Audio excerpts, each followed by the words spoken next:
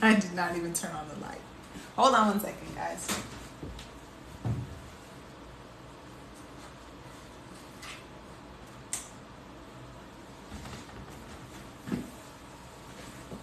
That's brighter and better. So hey guys, we are talking about the Public Service Loan Forgiveness Program. So student loan forgiveness. So come on in the room. And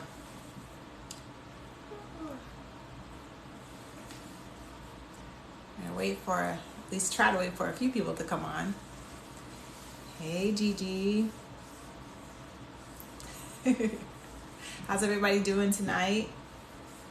Hopefully we'll get a few people. Maybe I'll try to share the live with a few people, see what we can do.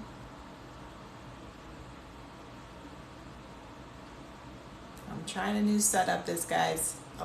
So bear with me. Bear with me. Tonight is, what is it, Sunday? Sunday. Anybody out there work this weekend? Come on in the room, guys. We're talking about public service loan forgiveness, so student loan forgiveness. I'm just trying to share the live. Please go ahead and like the live if you could.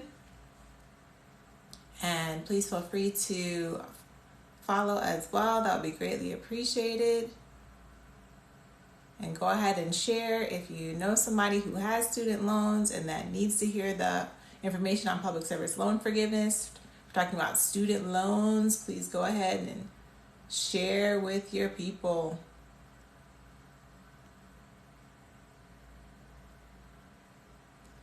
So hey, hello. Come on in the room. Go ahead and like the broadcast if you could, please. And follow, that would be so great. We're talking about public service loan forgiveness. So student loan forgiveness, and go ahead and share with a friend. That would be greatly appreciated. All right, guys, I don't want to hold you guys up too long. We're going to make it fast. Okay, so these are the basics. We're going to talk about the basics of applying for public service loan forgiveness. So really, what is public service loan forgiveness? So public service loan forgiveness is when you receive full forgiveness for your student loan. So after you have paid 120 payments or 10 years worth of payments. And so that is really just the generic version of what the program is. And then you usually have to be working for a government organization or a nonprofit organization. We'll talk more specifically about what kinds of organizations a little bit later. So those are the basics. And then there is now not only just the public service loan forgiveness, but there's also the temporary public service loan forgiveness. And that has been the provision that we have been talking about, or waiver that we have been talking about, that ends October 31st, 2022. So last time we shared a lot of dates with you guys about what's coming up with the new student loan debt forgiveness. But for this one, from my understanding so far, the date is not extended. So it will remain October 31st, 2022. So let's get into some more details. So this temporary public service loan forgiveness, once again, ends October 31st, 2022. So you want to have your paperwork in by then, okay?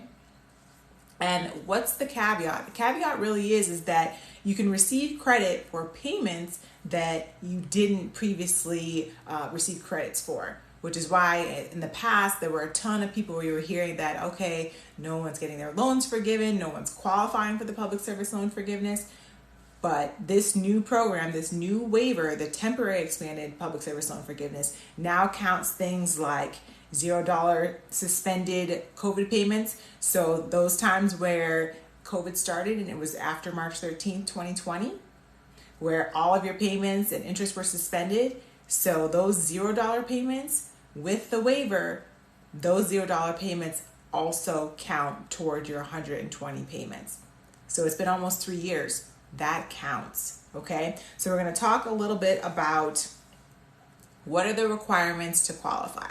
Because remember, the complete forgiveness is after 120 payments, but you don't need 120 payments paid before you just qualify. I hope that makes sense. So you don't have to make all of your payments before you decide to go ahead and apply for the program. and see if you qualify. So how do you know if you qualify? One of the first steps is that you have to look to see if your employer is a qualified employer. And I know this is hard because everybody's kind of getting stuck here, but really the easiest way is to go to studentaid.gov and to actually type in your employer's EIN number. So it's called your employee's or your employer's identification number. So if you were to look at your W-2 in that top left corner, you'll have that EIN number. So you can actually type that into the PSLF search tool for your qualifying employer. That is the biggest thing. But so I wanted to show you guys, so some of you guys have never even seen a form. This is what a public service loan forgiveness form looks like. And I'm hoping this doesn't show up backwards, although it might, almost looks like it does. But so I'll explain it to you just in case it is showing up backwards. Okay, guys. So you're putting in your name, your address, your social security number. You'll see that up here. And it literally asks you at the bottom. So it's trying to qualify you while you're filling out the application, because they're trying to make sure, okay, don't waste your time. Don't waste your time if you have not found out, does your employer qualify? So it'll ask you, so I just want to find out how many, and it says, okay, well, what are you trying to do? And it says, oh, I just want to find out how many qualifying payments I have.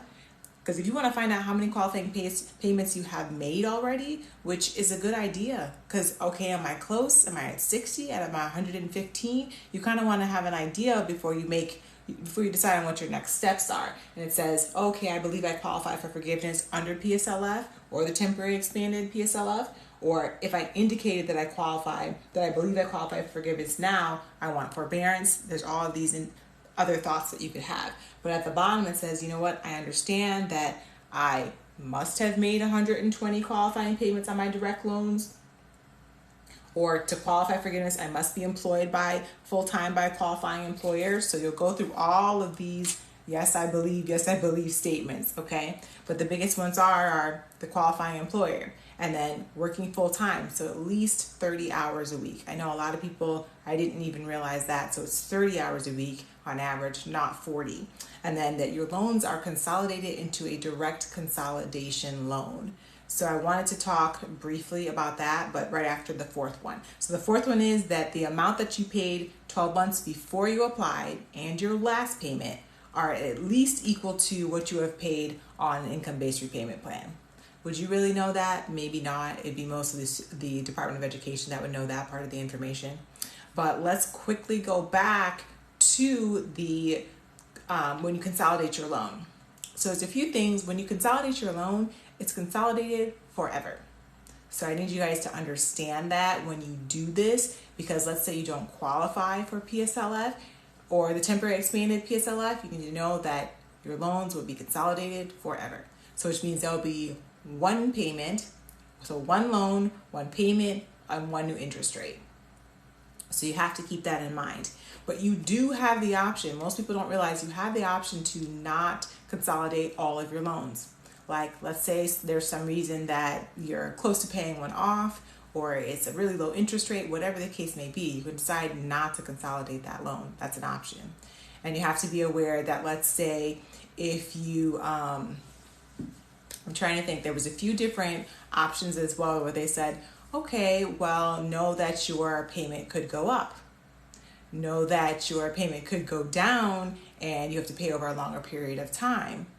Know that this could change your eligibility for income-driven repayment forgiveness. So there's a few little caveats with consolidating your loan that you want to be aware of. So best though is to go to studentaid.gov and basically just look up what are the 5 reasons or like the pros and cons to consolidating your loan. So just keep those in mind. So just a few things. So you need to know, okay, is my payment going to go up? Is it going to go down?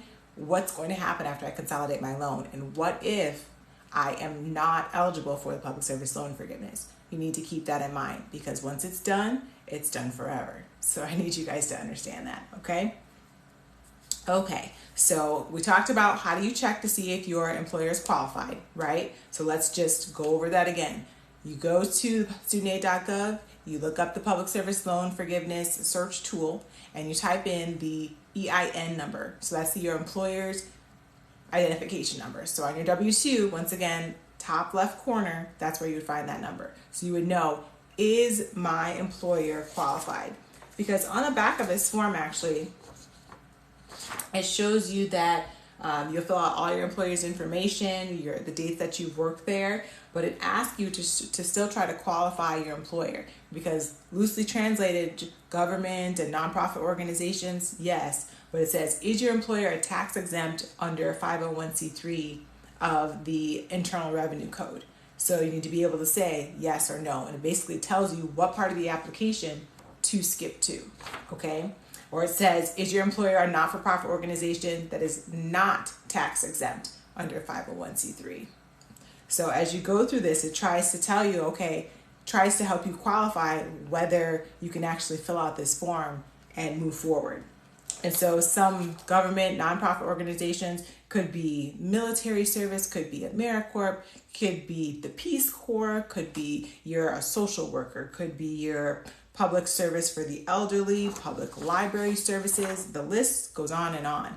But the best thing you can do is put in your EIN number on the studentaid.gov website to officially find out if your employer qualifies. And if your employer is not on there, I would call the Department of Education. Call them and see, okay, because if your employer, let's say, changed their tax status, they could change their tax status, and now they could be qualified. For you guys just coming in the room, we're talking about the Public Service Loan Forgiveness Program, so student loan forgiveness, okay? And specifically, the provision that ends October 31st, 2022, okay? So now, let's further talk about this provision, because really the biggest part is everybody's like, well, what is the difference between the regular Public Service Loan Forgiveness Program and this temporary expanded Public Service Loan Forgiveness? Okay, we're going to try to.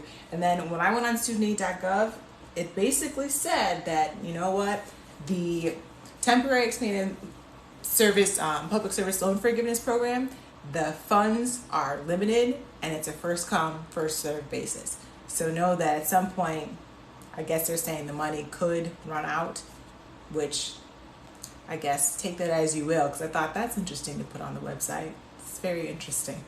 So let's talk about it. So know that the temporary expanded public service loan forgiveness program has an expanded list of repayment plans, which makes it significantly different from the regular public service loan forgiveness program. And remember, we did say that in your 120 payments or 10 years worth of payments, during the provision, it includes the $0 COVID suspended payments. So any of those payments that happened after March 13th, 2020, up until now, the end of the year, so December 31st, 2022, all of those payments will count towards this temporary public service loan forgiveness program. So that's what you need to know. Normally, those payments would not count, not in the regular program.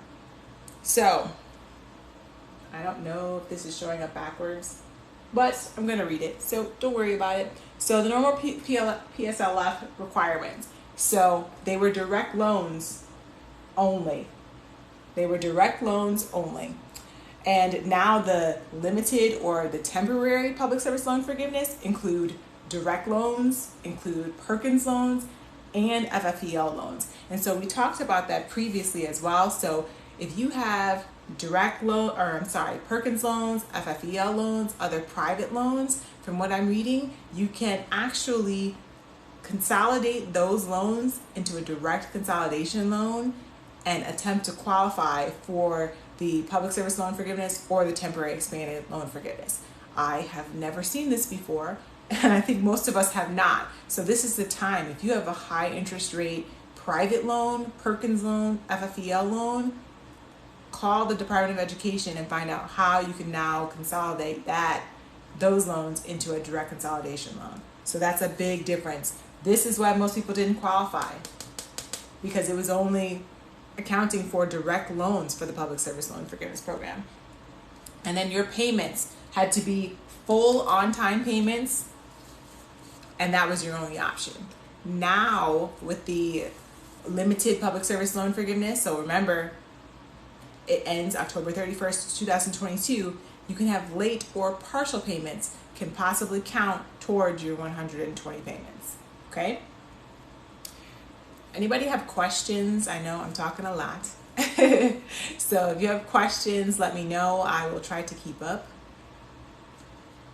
Now, so also a big one I thought was that if you were employed full-time, you had to be employed full-time while applying for the public service loan forgiveness. So while you're applying, you had to be full-time, averaging at least 30 hours a week. But now, with the limited waiver, so you don't have to be. So which means that if I wish I could shout it from the rooftops, if you're retired, you don't have to still be working at that job that you that other job full time anymore. So you can be at home and decide, you know what, I need to apply for the temporary public service loan forgiveness program, and you can get your loans forgiven without having to still be working at that job. Because that's a huge caveat. When you applied for the program, for the regular public service loan forgiveness program, you had to still be working at that organization. You could not be retired. And so this caveat could change things for people who have worked at a nonprofit organization for 40 years and still have student loans. You could apply. And so that is big. And then the next one is the loans that apply. So before it was standard payments and it was income driven repayment plans. And then the limited PSLF, though, it includes graduated plans, it includes extended repayment plans, so it includes basically any plans. So there is no restrictions in the same way that you only had the option of standard or income driven repayment plans in order to apply for the PSLF. So know that the limited PSLF includes the graduated and the extended payments or repayment plans.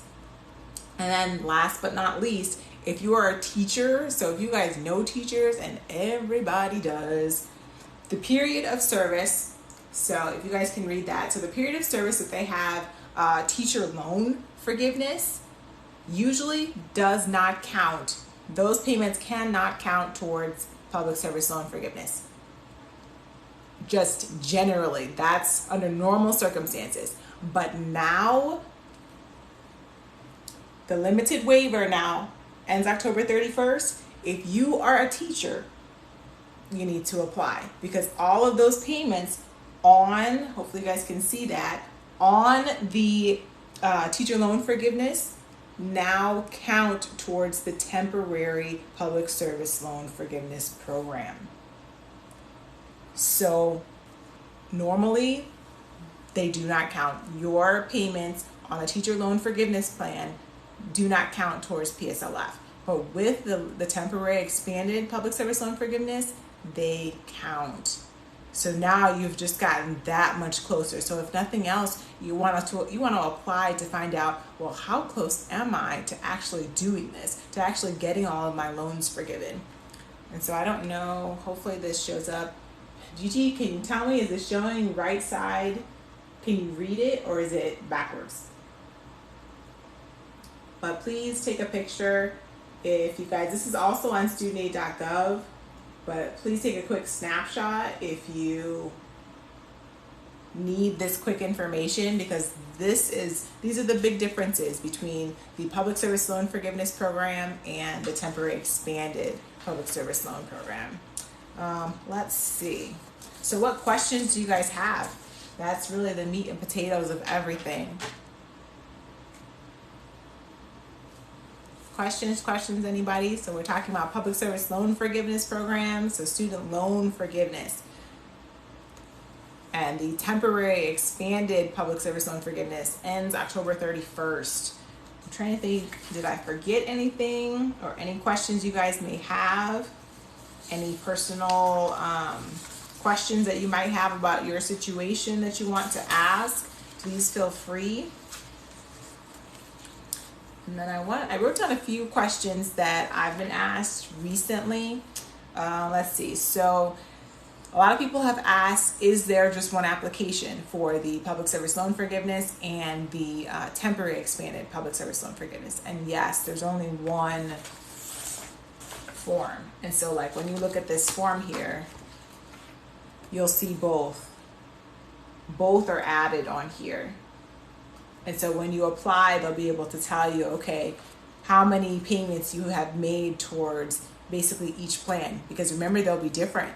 Because the PSLF, they're saying, okay, only direct loans count. Only standard and income-driven repayment plans count. And then all of a sudden, it's opened up on the temporary expanded public service loan forgiveness. And they're saying, oh, the graduated repayment plans count. The extended repayment plans count.